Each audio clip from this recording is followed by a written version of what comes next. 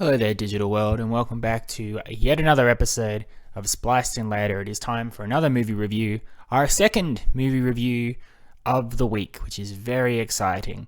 After this week, I'll be probably taking a week off for personal reasons, so it's nice that I'm able to drop 2 episodes for you this week, and then I'll see you again very, very soon. But this is a unique one. This is an interesting one because it's strange that the movie exists. It's interesting. It's funny. It's got some weird baggage to it. It's got a strange relationship with the MCU and to superhero films in general. We are reviewing Venom, There Be Carnage, also known as Venom 2, or Venom the Odd Couple, as I was thinking watching this film. The Venom franchise is interesting. Now, the first Venom film came out in 2018.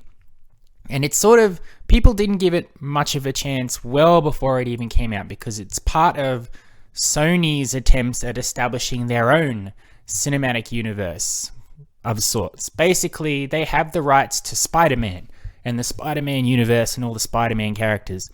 And they have, for as long as I can remember, wanted to do what the MCU have done, which is to take all these characters and give them their own movies and then have them jump around in each other's movies to create their own franchise, which is a compliment to the Spider-Man world in itself, that Spider-Man and his allies and enemies have enough there that you could theoretically do this. However, it's not gone very smoothly. After the success of the Raimi films from 2002 to 2007, even the success-ish of Spider-Man 3, their first attempt was The Amazing Spider-Man starring Andrew Garfield. And while I really like those movies, I can look back on them now and say, yeah, especially with the second film, Sony focused more on establishing a world that they wanted to branch off and do other films and focus less on Spider-Man and the story of Spider-Man himself. The ultimate goal was to create a Sinister Six movie.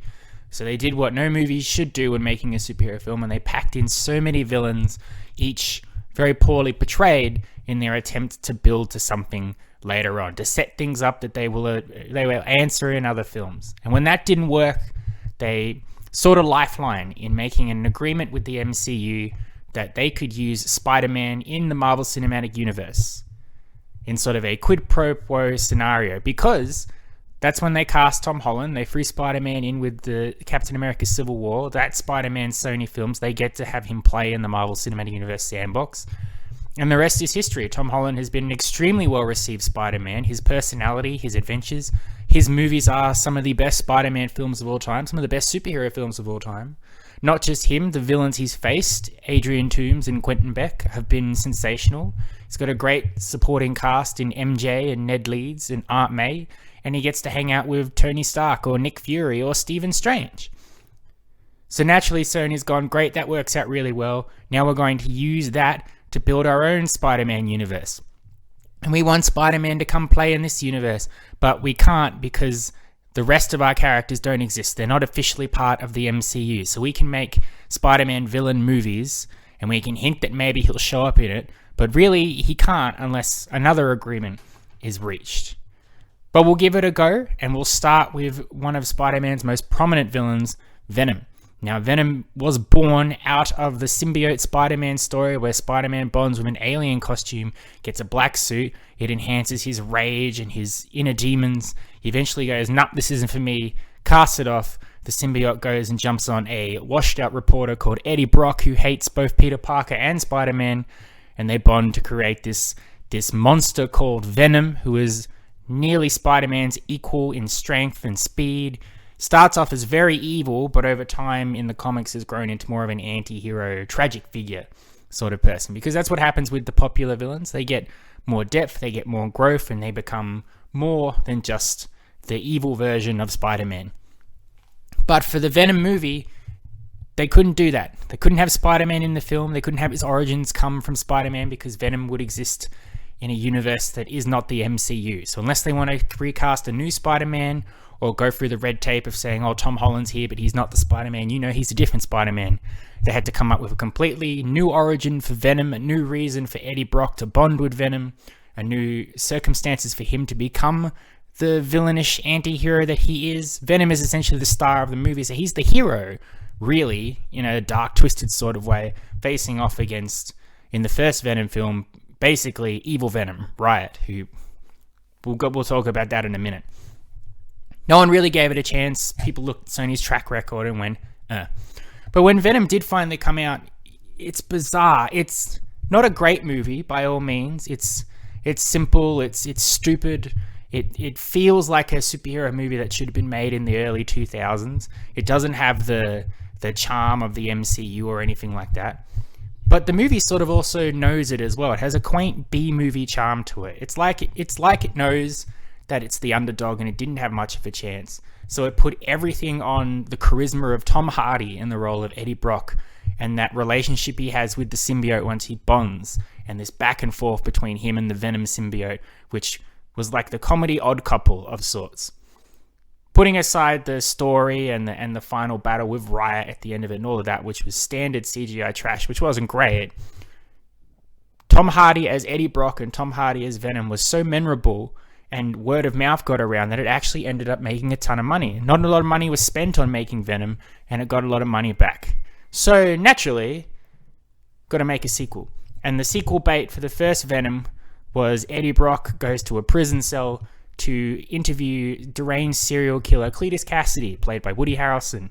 And if you are familiar with Spider-Man lore, you would know that Cletus Cassidy eventually gets his own symbiote called Carnage, and is like the most violent, horrific, murdering monster in the whole of the Marvel universe.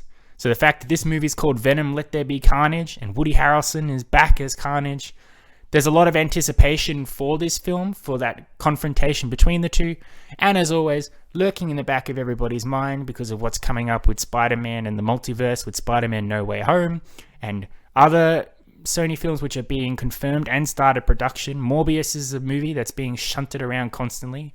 Who knows when that's going to come out? I believe a Kraven the Hunter movie is coming.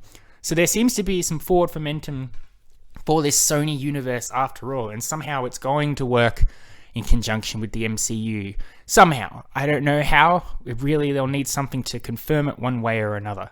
But that said, with so much anticipation for this film, probably more so than the first one, does Venom Let There Be Carnage hold up? Is it as good a movie as the first Venom? Is it better?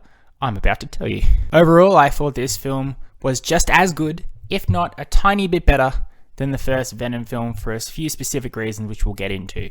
Again, a brief outline of the plot for you for this film. Really, really simple. You know what's going to happen based on just watching the end of the first Venom film. Eddie Brock is living with the Venom symbiote on his back, and they do not get along. They're constantly bickering. Venom, the symbiote, wants to go out and bite the heads and eat the brains of villains. Eddie wants him to keep a lid on it and just eat chickens. He's trying to go about his life normally, but how can you when you've got this thing whispering in your ear that no one else can hear? The people that did know about the Venom symbiote, he told them that it had died, so he also has to keep that a secret from them, especially his ex-girlfriend Michelle Williams, Anne Wang, who is moving on with her life in this film with her very nice boyfriend, Dr. Dan Lewis.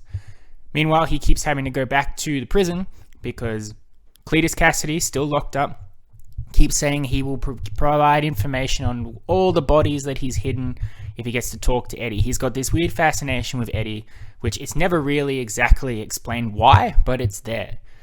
You also get a bit of backstory on Cletus in that he has been a nutcase since he was born. You get some did he or didn't he in terms of how he killed his mother and grandmother. Was he provoked? Did he have no reason to do so? Whatever the case, he grew up in a terrible foster asylum for kids where he fell in love with a young girl called Frances, also known as Shriek, who has the ability to scream really loudly. They get broken up as kids, and that relationship between the two has festered even though they've not been able to see each other. It's a very twisted love story where they're desperate to reunite with one another.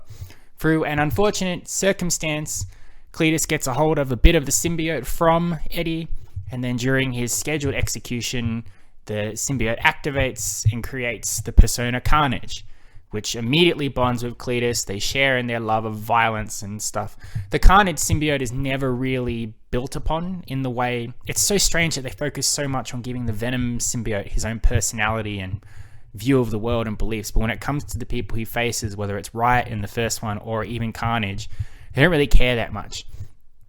you do get a sense that Cletus and Carnage have a bond that seems more stronger than Eddie and Venom, based for their need for bloodlust, but it's not really built up much more than that. In fact, you get more understanding of Cletus before he bonds with the Carnage symbiote. After he does that, it's just mayhem and CGI stuff, which, to be fair, that's fine, because that's really what this movie was created for. This movie was created so everybody could see Venom face Carnage, and it does not disappoint in that regard. People wanted to see Carnage on the big screen. He's there. I do think that because they've insisted on the PG-13 rating, they did not take full advantage of Carnage's potential, because what he does do in the comics, you cannot do in a PG-13 movie. But in terms of Woody Harrelson, he's very good at playing those creepy serial killer country guys, and he does pretty well as the Cletus. I've always pictured Cletus to be younger than Woody Harrelson, but that's fine. He's definitely got a better haircut than that stupid red wig he had in the first Venom film, and he makes for an interesting foil against Venom. But at the end of the day, it's a very short, simple film at only 90 minutes, and really the stars of this film, the reason to go see it, is once again Eddie Brock, played by Tom Hardy, and his relationship with the Venom symbiote. Basically, what everyone liked about the first film, they've doubled down on and made it the prime focus of this film. Andy Serkis, who directed it, which is very interesting, is the first Andy Serkis film I've ever seen directed by him, and I think it looked pretty good. He did some really good examples of using the motion capture stuff that he's well famous for Gollum and Caesar, to a point where the symbiote's movements in this film do look the realest than they did in the first Venom film. I don't know if that's just because I'm telling myself that, but I did feel less of the CGI bombardment on my brain. It felt a little bit more natural, or as natural as you can for giant symbiote monsters, red and black, that are going up against each other. But Andy Serkis said that originally this film should have been called Venom Love Will Tear Us Apart, because the relationship between Eddie and Venom in this film is prime focus, and it's not a buddy cop sort of relationship or an odd couple relationship. They're basically married. They're an old married couple that are constantly bickering and snipping at each other and arguing about the most trivial stuff. But at the end of it all, you can see through it and know that these guys do actually love each other in a very twisted sense. They are symbiotic with each other. They have a symbiotic relationship, which makes a lot of sense. They obviously, the main point of this film is that they fall apart, they break up in a way where they split off and go on their own separate paths. And then, of course, both Eddie and Venom realize that they're nothing without the other. Even Eddie, who would think my life would be better off without Venom, not really. Once he's gone, he misses him in a really weird, twisted way. It's not elaborated on too much because, again, it's a very short film. It does feel like a lot of stuff was cut out of this film, and I don't know whether I did say about No Time to Die that movie was too long. This movie maybe was a bit too short. If you cut out some important stuff, that's okay. Push it up to 2 hours, that's fine. 2 hours maximum for something like Venom, Let There Be Carnage, that's okay. But I do feel like big chunks of story and scene were cut out, especially once Cletus becomes Carnage. I do feel like missing some stuff there, but it's a small gripe, really. Because what is there to say about Venom 2? Venom, Carnage, Venom. It's a movie that exists, and it builds on that B-level schlock, which made the first one so charming. It highlights that wonderful Tom Hardy portrayal of Eddie Brock and that relationship with Venom. You wanted to see Woody Harrelson as Cletus take on the Carnage symbiote. You get it. And you get the ultimate Venom versus Carnage confrontation.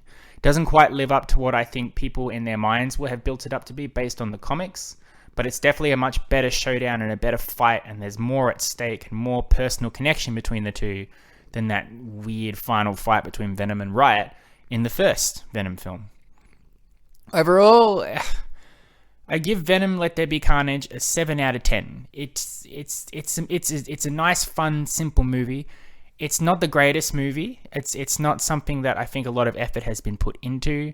I think it takes the strong points of Venom and just doubles on them, but doesn't really try very hard to bring anything new to the table and really make Carnage any more of an iconic villain than just the thing that Venom has to fight this week. But I do like that there is a streamlined focus. It does not have a very large cast in here. Apart from the characters I mentioned, there's also Stephen Graham in here as Detective Mulligan, or more importantly, detective set up for the next film.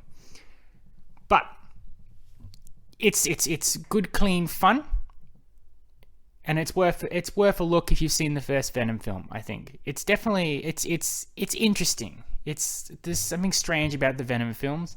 They're not pure perfect cinema, but they're also delightfully schlocky, which is a nice middle ground somewhere in there. If people want to talk about the spoilers in this film, I'm not going to.